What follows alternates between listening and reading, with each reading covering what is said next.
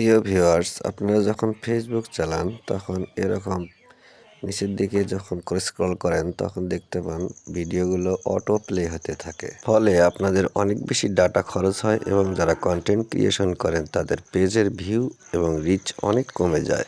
এই সমস্যাটি কিভাবে সমাধান করবেন চলুন দেখিয়ে দিচ্ছি। এজন্য প্রথমে ফেসবুক অ্যাপ্লিকেশনটি ওপেন করে নেবেন, এরপর থ্রি লাইনে ট্যাপ করবেন। থ্রি লাইনে ট্যাপ করার পর এরকম একটি ইন্টারফেস শো করবে। এখানে দেখতে পাবেন সেটিংস নামে একটি আইকন। এই সেটিংস আইকনটির উপরে একবার ট্যাপ করবেন। সেটিংসে ট্যাপ করার পর এরকম একটি ইন্টারফেস শো করবে। এরপর নিচের দিকে একটু স্ক্রল করবেন। নিচের দিকে স্ক্রল করলে দেখতে পাবেন মিডিয়া মিডিয়া নামে একটি অপশন দেখতে পাবেন। এখানে একবার ট্যাপ করবেন। এরপর এরকম একটি ইন্টারফেস শো করবে।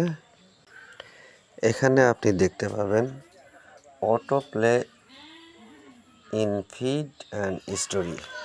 এখানে আপনি তিনটি বক্স দেখতে পাবেন। একটি হচ্ছে one mode data and wifi, আর একটি হচ্ছে ওয়ান ওয়াইফাই ওয়ান।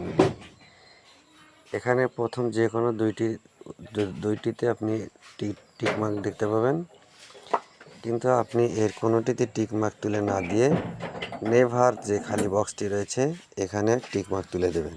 এরপর এখান থেকে ব্যাকে চলে আসবেন। এরপর ফেসবুক পেজে খেয়াল করবেন যে আপনার কোনো ভিডিওই আর অটো প্লে হচ্ছে না। এই ছিল আজকের ভিডিওটি ভালো লাগলে আমার চ্যানেলটি সাবস্ক্রাইব করবেন, আর যদি ফেসবুক থেকে দেখে থাকেন তাহলে অবশ্যই একটি ফলো দিয়ে লাইক কমেন্ট করতে ভুলবেন না। ধন্যবাদ। আসসালামু আলাইকুম।